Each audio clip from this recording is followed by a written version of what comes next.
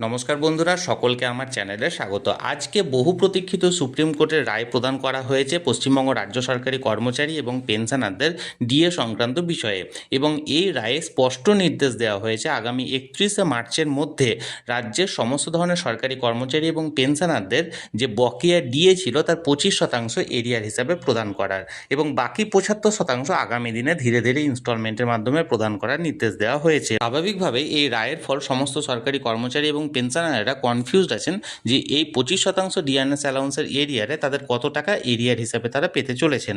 আজকের এই ভিডিওতে আমি 100% অ্যাকিউরেসি সহ আমি একটি আপনাদেরকে হিসেব করে দেখাবো, যে হিসেবের মাধ্যমে আপনারা নিজেরাই বাড়িতে ক্যালকুলেশন করে নিতে পারবেন যে 25% ডিএনএস অ্যালাউন্সের এরিয়ারে আপনারা কত টাকা এরিয়ার হিসাবে পেতে চলেছেন।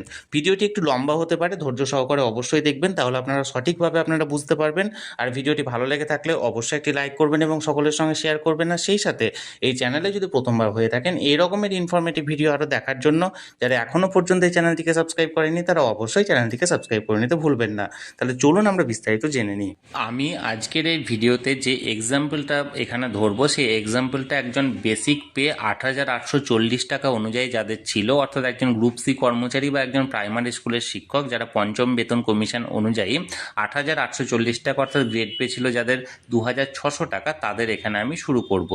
এবং এখানে মনে রাখার বিষয় হচ্ছে এখানটায় এপ্রিল 2008 থেকে এটা কার্যকরী হবে এবং ডিসেম্বর 2019 পর্যন্ত এই ক্যালকুলেশনটা করতে হবে। অর্থাৎ টাইম টু টাইম যে ডিআরএস অ্যালাউন্স প্রদান করেছে সেটা এখানে ক্যালকুলেশন করতে হবে। আপনারা নিজেদের সেই সময়কালের বেসিক পে এবং আপনারা যে সময়ে জয়েন করেছেন, হতে পারে তার আগে থেকে যারা জয়েন করেছেন তারা এপ্রিল 2008 থেকে ক্যালকুলেশন করবেন, যারা এর পরে জয়েন করেছেন, ফর এক্সাম্পল কেউ যদি 2010-এ জয়েন করে সে 2010-এর জানুয়ারি থেকে ক্যালকুলেশনটা স্টার্ট করবে। এবং যদি কোনো পেনশনার হয়ে থাকেন তার বেসিক পে চেঞ্জ করার দরকার নেই, কিন্তু যদি কোনো সরকারি কর্মচারী হয়ে থাকে তার প্রতিটা জুলাই মাসে এখানে বেসিক পে চেঞ্জ করা আছে, আপনারা সেই অনুযায়ী বেসিক পেটাকে চেঞ্জ করে নেবেন। তাহলে চলুন দেখা যাক। এখানে বেসিক পে আমার ধরা আছে 8,840 টাকা, যার গ্রেড পে ছিল 2,600 টাকা। ক্যালকুলেশনটা হচ্ছে এপ্রিল 2008 থেকে ডিসেম্বর 2019 পর্যন্ত।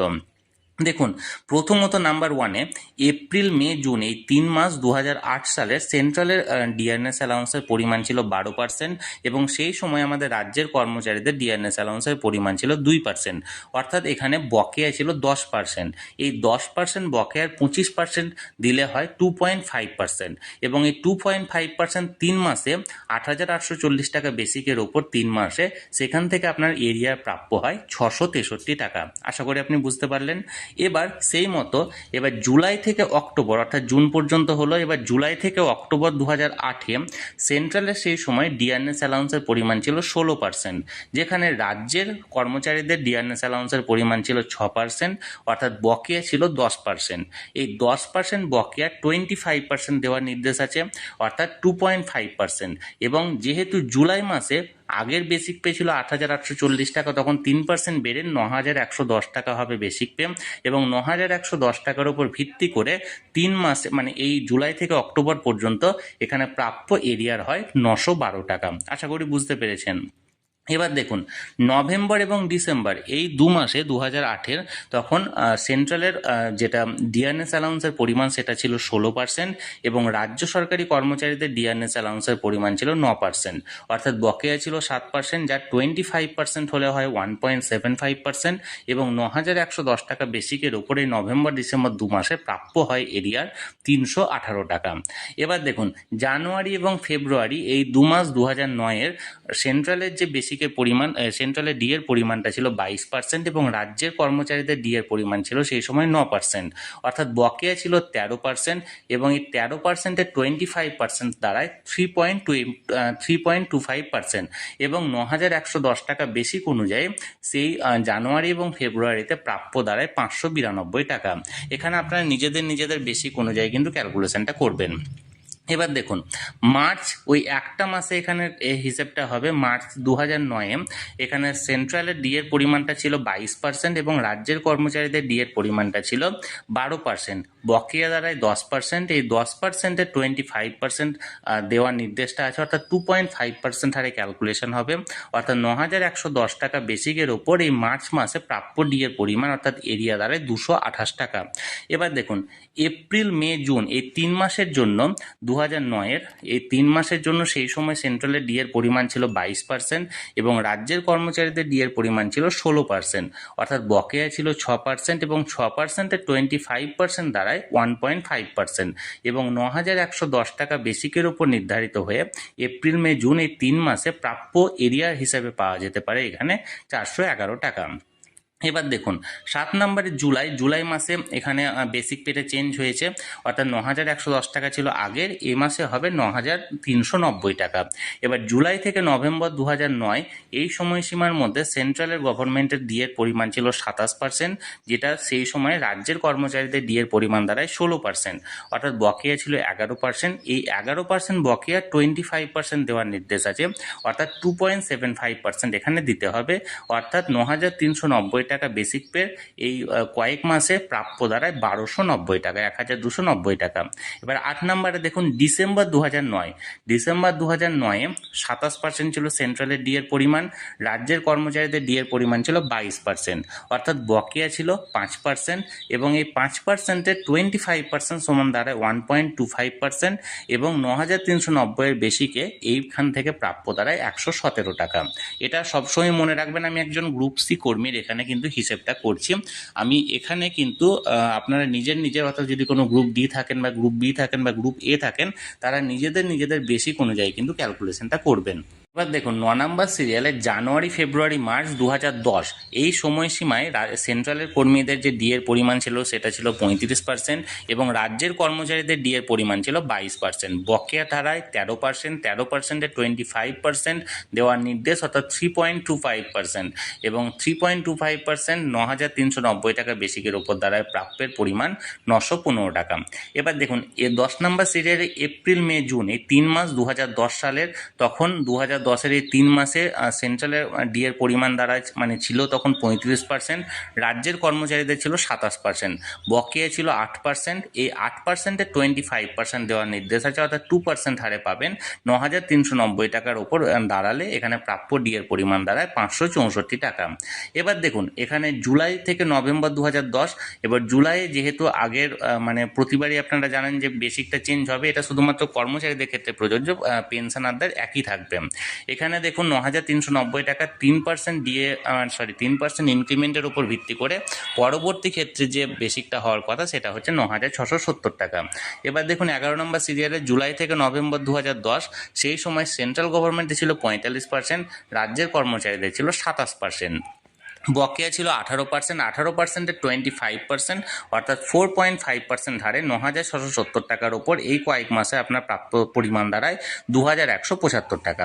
এবার দেখুন 12 নম্বর সিরিয়ালে ডিসেম্বর 2010 সেই সময় ছিল সেন্ট্রালে 45%, রাজ্যের ছিল 35%, বকেয়ার পরিমাণ ছিল 10%, যার 25% দিলে দাঁড়ায় 2.5% অর্থাৎ 9,670 টাকার ওপর 242 টাকা আপনারা এখানে বকেয়া হিসাবে পাবেন।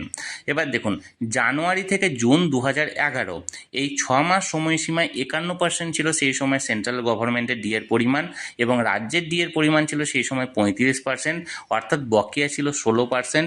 এই 16%-এর 25% যদি দেওয়া হয় তাহলে দাঁড়ায় 4%, অর্থাৎ 9,670 টাকা 4% এই কয়েক মাসে প্রাপ্যের পরিমাণ দাঁড়ায় তখন 2,322 টাকা। এবার দেখুন জুলাই থেকে ডিসেম্বর 2011 সেই সময় 58% ছিল। তার আগে বলি যেহেতু জুলাই পড়ে গেছে বেসিক পেটা চেঞ্জ হবে, এবার বেসিক পেটা দাঁড়াবে 9,960 টাকা। এবার জুলাই থেকে ডিসেম্বর 2011 সেই সময় সেন্ট্রালের যে বেসিক পে সেটা ছিল 58%, রাজ্যের ছিল 35%, বকেয়া দাঁড়ায় 23% এবং 23%-এর 25% সমান 5.75% এবং 9,960 টাকার উপর ভিত্তি করে এই 6 মাসের তখন বকেয়ার পরিমাণ দাঁড়ায়, অর্থাৎ এরিয়া বাবদ দাঁড়ায় 3,438 টাকা। এবার দেখুন 15 নম্বর সিরিয়াল হচ্ছে জানুয়ারি থেকে জুন 2012 এই সময় সেন্ট্রালে ছিল 65%, রাজ্যের কর্মীদের ছিল 45%, বকেয়ার পরিমাণ 20%, যার 25% দাঁড়ালে হয় 5% এবং 9,960 টাকার হিসেবে দেখা যাচ্ছে 2,988 টাকা সেই সময় এরিয়া হিসাবে দাঁড়ায়। এবার দেখুন জুলাই পড়ছে আবার 2012 জুলাইয়ে আবার বেসিক পেটা চেঞ্জ হচ্ছে, নিয়ে 10,260 টাকা দাঁড়াচ্ছে। এবার জুলাই থেকে ডিসেম্বর 2012 2012 সেই 6 মাস সময়ে সেন্ট্রাল গভর্নমেন্টের ডিএর পরিমাণ ছিল 72%, রাজ্যের কর্মচারীদের ডিএর পরিমাণ ছিল 45%, অর্থাৎ 27% ছিল বকেয়া। এই 27%-এর 25% দেওয়ার নির্দেশ আছে, অর্থাৎ 6.75% হারে 10,260 টাকা বেসিকের উপর এই 6 মাসের ডিএর পরিমাণ অর্থাৎ প্রাপ্য ডিএর পরিমাণ দাঁড়ায় 4,158 টাকা। এখানে পয়েন্টটা দেওয়া মানে ভুলে গেছি, মানে সরি, এটা প্রিন্টিং মিস্টেক হয়েছে, পয়েন্ট আপনারা ধরবেন, এটা 4,158 টাকা হবে। এবার দেখুন 17 নম্বর হচ্ছে জানুয়ারি থেকে জুন 2013, সেই সময় সেন্ট্রাল গভর্নমেন্টের ছিল 80%, রাজ্যের কর্মীদের ছিল 52%, বকেয়া ছিল 28%, যা 25% দিলে দাঁড়ায় 7% হারে 10,260 টাকাতে প্রাপ্যের পরিমাণ অর্থাৎ এরিয়ার পরিমাণ দাঁড়ায় 4,308 টাকা। এবার দেখুন জুলাই থেকে ডিসেম্বর 2013, সেই সময় আবার পুনরায় মনে করিয়ে দিয়ে আবার জুলাই মাসে ইনক্রিমেন্ট বাড়বে, অর্থাৎ 10,260 ছিল আগের বেসিক পে, যেটা দাঁড়াবে 10,570 টাকা। এবার জুলাই থেকে ডিসেম্বর 2013, সেই সময় সেন্ট্রাল গভর্নমেন্টের ডিএর পরিমাণ ছিল 90%, রাজ্যের ছিল 52% এবং বকেয়ার পরিমাণ দাঁড়ায় 38%, যা 25% করলে দাঁড়ায় 9.5%, অর্থাৎ 10,570 টাকার উপর ভিত্তি করে হয় 6,024 টাকা। এবার 19 নম্বর সিরিয়ালে দেখুন জানুয়ারি থেকে জুন 2014 100% ছিল সেই সময় সেন্ট্রাল গভর্নমেন্টের, রাজ্যের কর্মীদের ছিল 58%, 42% ছিল বকেয়া, যার 25% সমান 10.5%, 10,570 টাকা বেসিকের ওপর যেটা প্রাপ্যের পরিমাণ দ্বারা এই কয়েক মাসে 6,660 টাকা।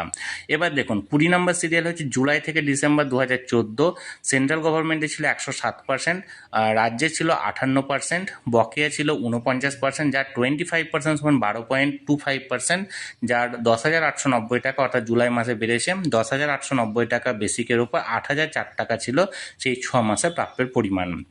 এবার 21 নম্বর সিরিয়াল দেখুন, 21 হচ্ছে জানুয়ারি থেকে জুন 2015 সালে, সেই সময় সেন্ট্রাল গভর্নমেন্টে ছিল 113%, রাজ্যের কর্মচারীদের ছিল 65%, বকেয়া ছিল 48%, যার 25% যদি এখানে দেওয়ার নির্দেশ থাকে, অর্থাৎ 12% অনুযায়ী 10,890 টাকাতে 6 মাসের প্রাপ্য দাঁড়ায় 7,842 টাকা।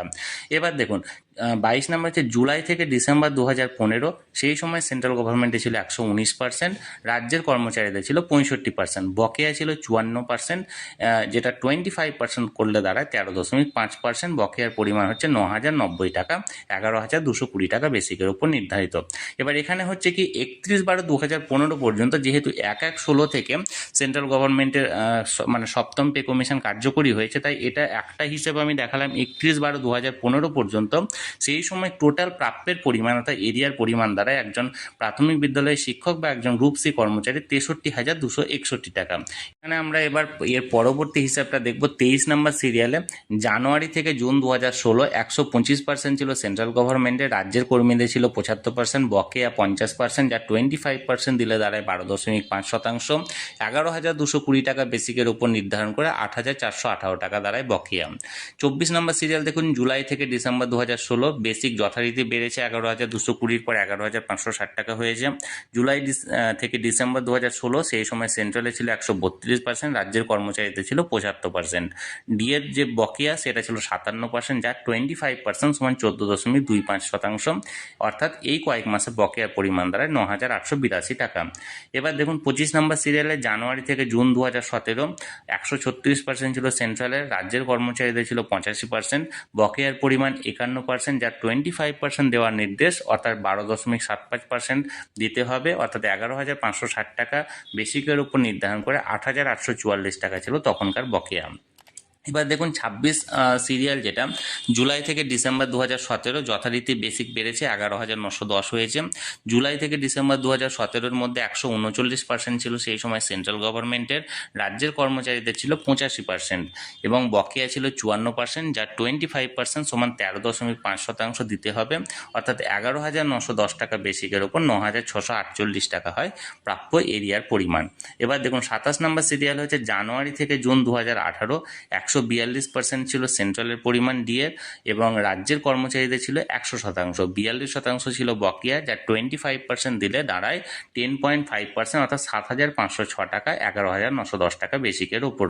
এবার দেখুন 28 নম্বর সিরিয়ালে জুলাই থেকে ডিসেম্বর 2018, সেই সময় 12,270 টাকা ছিল বেসিক পে পরিমাণ, কারণ জুলাই বেড়েছে ইনক্রিমেন্টের ওপর, এবং সেই সময় সেন্ট্রাল গভর্নমেন্টের ছিল 148%, রাজ্যের কর্মচারীদের ছিল 100%, বকেয়া ছিল 48%, যা 25% দাঁড়ালে করলে দাঁড়ায় 12%, অর্থাৎ 12,270 টাকার ওপর প্রাপ্যের পরিমাণ হচ্ছে 8,574 টাকা।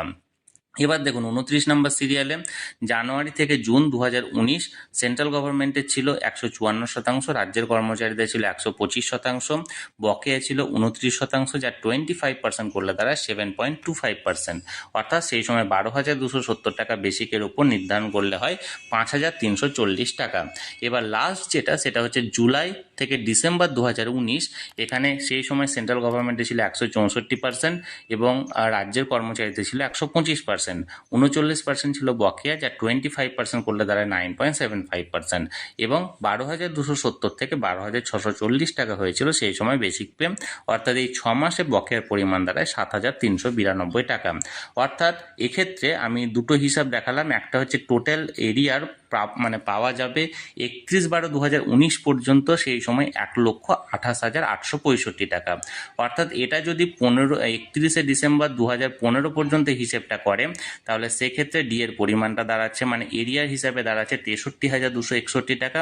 আর এটা যদি 31শে ডিসেম্বর 2019 পর্যন্ত ধরা হয় তাহলে সেক্ষেত্রে প্রাপ্য এরিয়ার পরিমাণ দাঁড়াচ্ছে 1,28,865 টাকা। এবার এখানে আরও কয়েকটি বিষয় বলি, এটা যে অ্যাকচুয়াল হিসাব সেটা আমি বলছি না, তার কারণ এর মাঝে অনেকে ধরুন 10 ইয়ার্স বেনিফিট পেয়েছে, কেউ 20 ইয়ার্স বেনিফিট পেয়েছে, কেউ ধরুন 18 ইয়ার্স বেনিফিট পেয়েছে, সেক্ষেত্রে বেসিক পে ইনক্রিজ হয়েছে, সুতরাং সেক্ষেত্রে বেসিক পের পরিমাণ বাড়বে। এবং এর পাশাপাশি যদি ধরুন অনেকের আরও প্রমোশন হয়েছে, প্রমোশন থাকলে বেসিক পের পরিমাণ বাড়ে এবং সেক্ষেত্রে আরও ডিয়ারনেস অ্যালাউন্সের এরিয়ার পরিমাণটা বাড়বে। এটা একটা মৌখিক হিসাব। এবার আপনাদের যারা সেই সময় যে ডিপার্টমেন্টে কাজ করতেন সেখানে যেরকম আপনাদের বেসিক ছিল সেই বেসিক অনুযায়ী আপনারা ক্যালকুলেশনটা করবেন যে আপনাদের কত টাকা হচ্ছে। আর পেনশনারদের কোনো রকম বেসিক চেঞ্জ হবে না, তাদের একটা বেসিকে কেবল ডিয়ার পরিমাণটা নির্ধারণ করে তাদের চেঞ্জ হবে। তাহলে আমি চেষ্টা করলাম বন্ধুরা আপনাদেরকে যথাযোগ্যভাবে সহজভাবে বোঝানোর চেষ্টা করলাম যে আপনারা কত টাকা এরিয়ার পাচ্ছেন এই কয়েক বছরে। আমার যদি কোনো রকম কোনো জায়গায় ভুল থেকে থাকে আপনারা অবশ্যই কমেন্ট করুন, আর আপনারা যদি তবুও কিছু না বুঝতে পারেন আমাকে কমেন্টে জানাতে পারেন, আমি চেষ্টা করব আপনাদের সকলের যথাযথ প্রশ্নের উত্তর দেওয়ার। আর ভিডিওটি ভালো লেগে থাকলে অবশ্যই একটা লাইক করুন এবং সকলের সঙ্গে শেয়ার করুন, আর সেই সাথে চ্যানেলে প্রথমবার হলে অবশ্যই চ্যানেলটিকে সাবস্ক্রাইব করে রাখুন। ধন্যবাদ, দেখা হচ্ছে পরের ভিডিওতে।